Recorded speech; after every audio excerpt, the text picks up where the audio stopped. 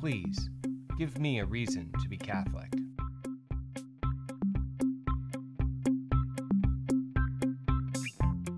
Check this out. Right before I started recording this video, Amazon delivers this book, Catholic Republic, Why America Will Perish Without Rome by Timothy Gordon. It's the second edition. I've been wanting to read this book forever. And when he announced the second edition, I immediately ordered it. Here in Nashville, our local paper, The Tennessean, had an article from a Holly Meyer entitled, Please Give Me a Reason to be Catholic. I don't think she got the memo that we're now called Easter worshipers. This was a whole day after that memo went out. Subtitled, How Sex Abuse Crisis is Impacting Faith in Nashville.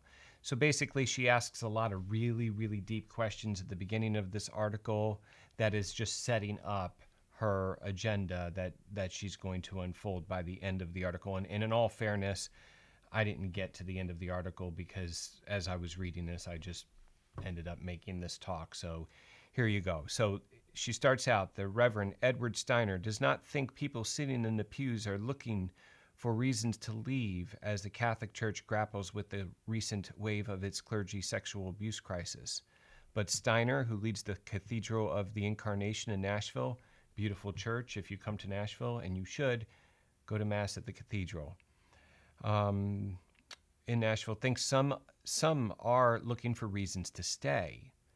That became evident to him as members of the cathedral gathered for coffee and donuts on a recent Sunday after Mass. A person that I've got a great rapport with, but who's also very blunt and direct, just simply said, Father, I don't know that I can take anymore. Could you please give me a reason to be a Catholic? So whoever this parishioner is, I would love to give you 15 amazing reasons to be Catholic. When we pray the Rosary, we are studying the life of Christ. It's not just simply a prayer, it's a meditation. And in the Rosary, we are studying the life of Christ, and we're incorporating who he is into who we are. This is the perfect synthesis of Christian study and Christian prayer that should transform who we are so that when we go out into the community, we reflect Christ. The Blessed Mother gave the Rosary to St. Dominic for this purpose, for the purpose of evangelization. By studying the life of Christ, by praying the life of Christ, being transformed into images of Christ, then we will go out into the world and evangelize not ourselves, but Christ. A Dominican priest that I know, when he's preaching, he often says that if we don't meditate on the life of Christ, then when we go out and evangelize, we will evangelize ourselves. And maybe that's been going on a little bit too much in our church for the last generation or two. And the people in our pews have become conditioned to that, to the point that when a pastor falls due to scandal, then we're lost, because the focus is not on the head of the church, Christ. The focus is on these figureheads, the pastors. But that's not what our church is about. Our church is not about the pastor. The church is about Christ. And we have a whole generation of Catholics who maybe they've missed that whole point, and maybe we could spend some time meditating on the whole point of what this is all about, the reason that we're Catholic, the 15 decades of the Rosary, what these mysteries actually teach us. That's the reason we're Catholic. It's not because a priest or 1,000 priests or 10,000 priests were scandalous in their behavior. The article continues, a recent Gallup poll found that 37% of U.S. Catholics say that the recent news about sexual abuse of children in the church has led them to personally question whether they should remain Catholic. And I don't mean to discredit these comments or these concerns. This is certainly a legitimate topic. I mean, we've done a number of shows on the sexual abuse crisis already, but I think maybe 37% of U.S. Catholics are missing the point about what it means to be Catholic.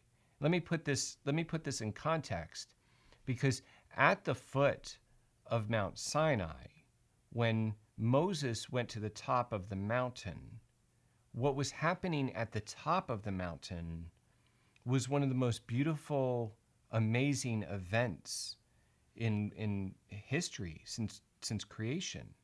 God came down to the top of that mountain so that he could join himself spiritually with the people at the bottom of the mountain. And Moses, the priest, went up to the top of the mountain to facilitate this covenant. And while this was happening, when the people at the foot of the mountain did not see Moses, and they got scared and they got worried, and they thought he wasn't going to come back, or they thought he was dead, they reverted back to the ritual sexual cult that they had learned in Egypt. That's what the whole golden calf thing was all about. I forget the name of the cult that it was. You could Google that, but it was a sex cult. And what was happening at the bottom of that mountain was basically a sex ritual. It was a sex cult. So at the top of the mountain, you have this marriage of heaven and earth. This mystical marriage is occurring. One of the most beautiful events in history. At the exact same time, at the bottom of the mountain, you have this awful sin, this awful sexual idolatry occurring. It's as if the people are spitting in the face of the God who is giving himself to love them. We need to resist the temptation to take our eyes off of the God who is trying to enter into covenant with us and instead focus on these human priests. It was the priesthood that was being attacked at the foot of Mount Sinai.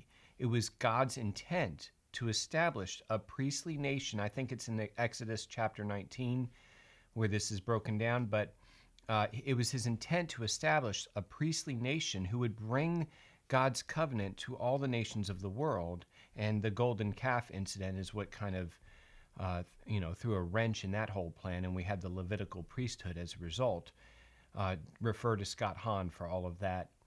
But again, we see at Calvary, when Christ is crucified, we see the exact same thing occur. We see God entering into covenant with us. He's literally and figuratively, in the most symbolic manner possible, giving all of himself, his entire life, every drop of blood, to us, to enter into covenant with us. And all of his priests, except for John, scattered in fear, betrayed him, denied him. One of them committed suicide. Only John was present at the cross, at the foot of the cross, with his mother, meditating upon the mystery of what was happening before his eyes. And I thought it a very beautiful connection today. Today's Friday of Easter. That in today's gospel reading, when all of the apostles were in the boat fishing, they'd gone back to fishing. I guess they when their dreams of becoming great earthly kings failed, they went back to the only thing they knew, which was fishing. And while they're in the boat, there's a man on the shore telling them to cast their nets to the other side. And somehow they didn't recognize that this was Christ at all yet. But it was John. Even after they catch a full load of fish, John was the only one that recognized that this was Jesus. And how was he able to recognize Christ? It's because he kept his eyes on Christ. He kept his eyes on the mystery. He meditated upon the mystery. In order for us to have a reason to be Catholic, we need to focus on the mystery of God become flesh and giving himself to us on the altar, in the sacrament. When we go to that altar and we receive Jesus Christ, we receive this covenant of love. We receive his body, his blood, his soul, and his divinity. He makes us a part of who he is. He brings us into his family. Anybody who spends any time reflecting, praying, studying that mystery will never find themselves at the coffee and donuts after Mass asking for a reason to be Catholic. Presumably, if he was just at Mass, he just received the reason why he's Catholic. So I looked at him and I said the first thing that came to mind, Je ne parle pas français. Luckily, my wife interrupts and asks, where's Pope Leo XIII? Oh, Papa Leone Tredici! Leone? Who's that?